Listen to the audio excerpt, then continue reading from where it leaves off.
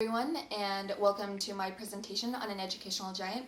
I will be discussing Thomas Jefferson and how he has made contributions to the educational system. Right now, I will discuss his early life, and when I'm through discussing his early life, I will discuss how he has made an impact upon education. So, concerning his early life, Thomas Jefferson was born into a family of wealthy aristocrats from Virginia.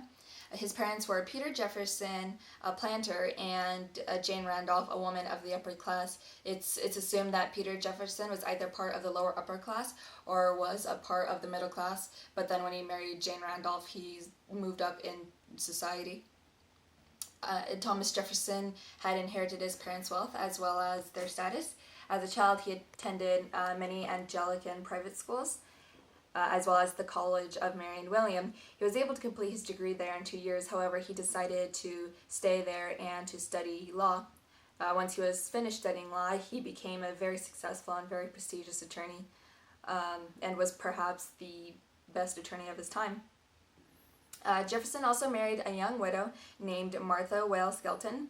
While she and her family was wealthy, Thomas had inherited her father's debt after he had died. Jefferson was also admitted into the House of Burgesses in 1769. He supported the rejection of the Intolerable Acts. In 1776, he was appointed to be part of the committee that would draft the Declaration of Independence. However, he contributed more to the Declaration of Independence than anyone else in the team, so I suppose he was just a team of one for the most part. Jefferson was appointed governor of Virginia in 1779. In 1785, Thomas Jefferson had to replace Benjamin Franklin as the diplomat to France, and so he spent a total of 5 happy years there. While he was in France, he sent letters to Virginia and corresponded with politicians to discuss the disestablishment of official religion in Virginia. Luckily, with the help of James Madison, a bill was passed that had allowed for the bill to for official religion to be disestablished in Virginia. In 1789, Jefferson accepted the post of Secretary of State from President Washington. Later in 1797, Jefferson was made Vice President, and then of course in 1801, Jefferson became President of the United States. And so that was pretty much Thomas Jefferson's personal life in a nutshell. Of course, there's so much more that he had done, but so very little time.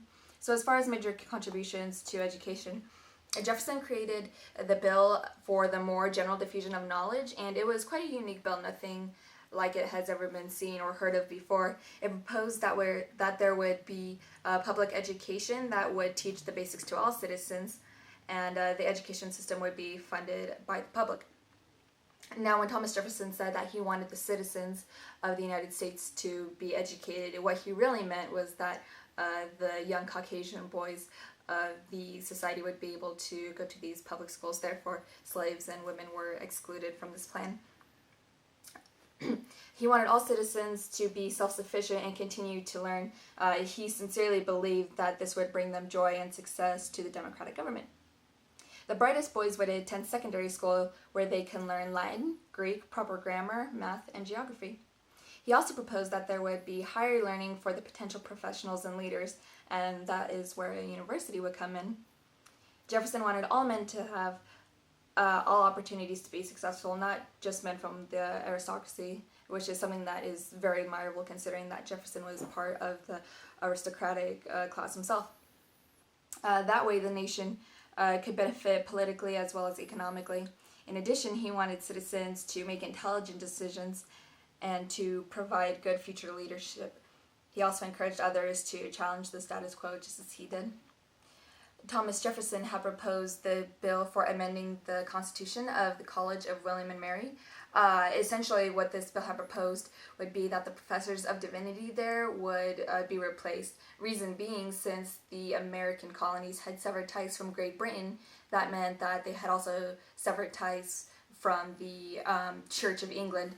Therefore, the charter that the Church of England had with William and Mary, the College of William and Mary, was void. And so that's what he had proposed in that bill. However, both of these bills, the bill for amending the Constitution of the college, as well as the other bill, the bill for the more general diffusion of knowledge, both of these had failed to pass in 1779. However, Jefferson was able to see the establishment of the University of Virginia in 1825. Not only did this school, promote education for future leaders, but it was there to educate men pursuing careers in law, engineering, medicine, and other sciences. In addition, the university would promote good morals. That way, these men would receive secular knowledge as well as knowing how to be good American citizens. Even though he had, excluded girls from attending public school, he did believe that girls should have some form of education, and essentially, education for girls would be learning how to be good mothers. And so, these girls would be taught by their own mothers how to be mothers themselves. Thomas Jefferson did admit to having his daughter Martha read with him for a very important purpose that is unknown actually. At one point, Thomas Jefferson proposed that slaves should receive a public education as well, so that when they would be freed one day, they would be able to function in American society as well as their own private lives, because he did promote freedom of slaves. However, nothing became of this until the Civil War era, when the slaves finally were freed and was able to receive some sort of education. Many of his own slaves could read, however, for the sake of reading Jefferson's instructions. So as far as contributions affecting teaching today, the nation eventually did adopt a common school system, as well as, separating religion and education. And of course, he laid the foundation for equality in schooling. So that is my presentation. Thank you.